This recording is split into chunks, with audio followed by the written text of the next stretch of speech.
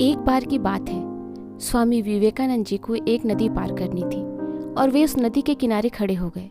तभी उनके पास एक साधु आता है और उनसे पूछता है कि क्या आप ही स्वामी विवेकानंद जी हैं? उन्होंने जवाब दिया, हाँ, मैं ही स्वामी विवेकानंद हूँ। तो उस साधु ने उनसे पूछा कि आप इस नदी किनारे क्या कर रहे हो? तो स्वामी जी ने जवाब दिया, मुझे इस नदी को पार करना है और मैं एक नाव का इंतजार कर रहा हूँ। तो साधु ने उनसे कहा कि आप इतने बड़े इंसान हो और बहुत सारे लोग आपको अपनी प्रेरणा का स्रोत मानते हैं, लेकिन आप इस एक मामूली सी नदी को पार नहीं कर सकते हो।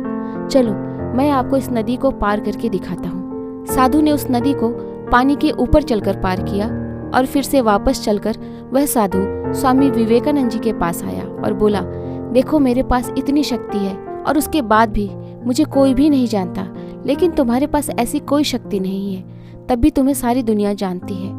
ऐसा क्या है तुम्हारे अंदर जो तुमको सारी दुनिया जानती है और लोग तुम्हें अपनी प्रेरणा का स्रोत मानते हैं? तो स्वामी विवेकानंद जी ने उस साधु से मुस्कुराते हुए पूछा कि तुमने इस विद्या को सीखने में कितना समय लगाया है? तो साधु ने जवाब दिया, 15 साल। इतने में ही स्वामी जी की नाव आ गई और स्वामी विवेकानंद जी ने उसे अपने साथ नाव में बैठाया और नदी पार की ओर पार करने के बाद स्वामी जी ने अपनी जेब से 1 रुपया निकाला और उन्होंने नाव वाले को दे दिया, यानी कि दोनों के 50-50 पैसे हुए थे।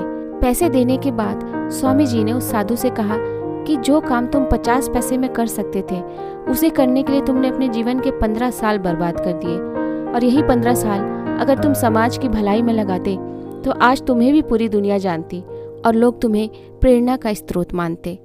और मैंने यही किया। आज मुझे पूरी दुनिया जानती है और तुम्हें कोई नहीं जानता। विवेकानंद जी ने उस्तादों से कहा कि तुम्हारे जैसे कई सारे लोग ऐसी चीज़ों में अपने कई दिन कई साल बर्बाद कर देते हैं जिसका उनके ज़िंदगी में कोई मतलब ही नहीं होता।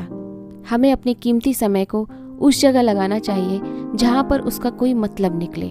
इस दुनिया में जितने भी लोग हैं उन्हें उतना ही समय मिलता है जितना आपको।